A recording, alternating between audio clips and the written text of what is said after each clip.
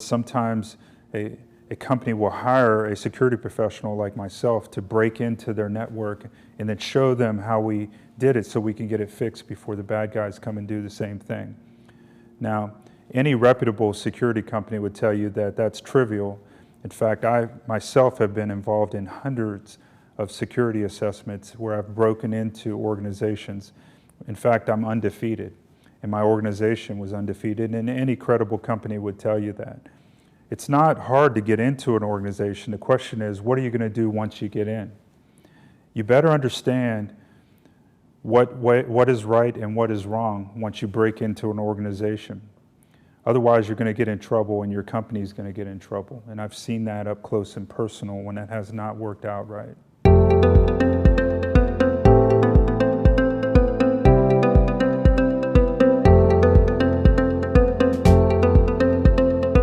My name is Dr. Harper.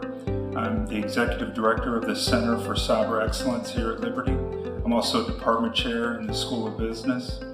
Before that, I'm a retired Marine officer. I retired from the Marine Corps about 10 years ago, where I learned cybersecurity. Once I retired from the Marine Corps, I started my own business and built that business up to about 15 employees, and then sold that business, and then ultimately went to work for that company as an executive and chief hacker, and then resigned that position and came here to pour my life into these students at Liberty. I'm also the lead author of a book, a best-selling cybersecurity book called Gray Hat Hacking, The Ethical Hacker's Handbook. It's currently going into 5th edition. Now, this book covers a wide range of topics, both technical and non-technical, things like ethical hacking, for example. Now, ethical hacking simply means beating the bad guys to the punch. And so the idea is to ethically break into computers or applications and then show the developer how we did that so we can get it fixed before the bad guys come. Now, what many companies will do is hire cybersecurity professionals to ethically break into their network and determine what those soft spots are, produce a report back to the client so that they can take that information and they can get it fixed before the bad guys come and do the same thing. We call that penetration testing, but also ethical hacking. Ethics are very important in the cybersecurity field.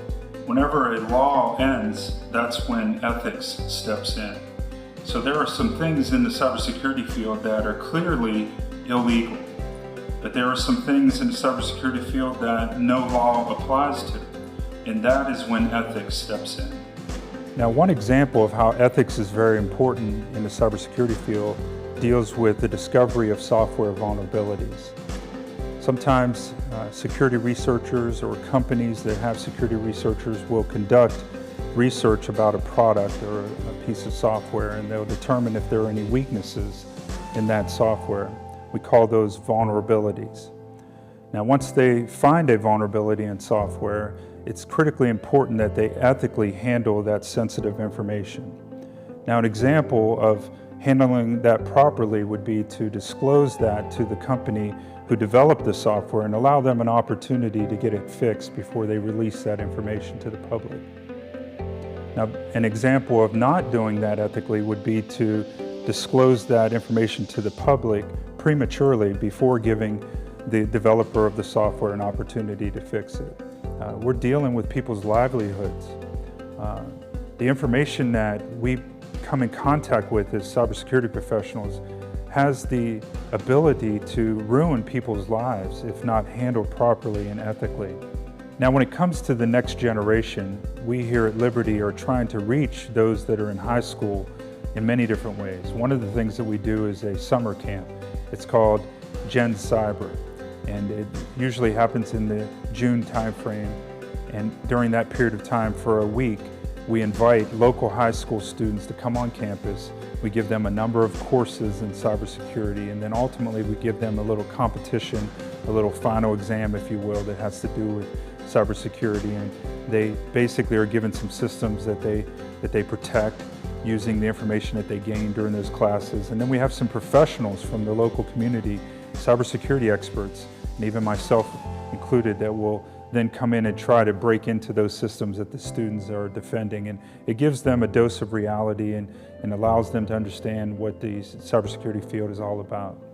Another way that we try to reach high schoolers is through a program here at Liberty called CFA, or College for a Weekend.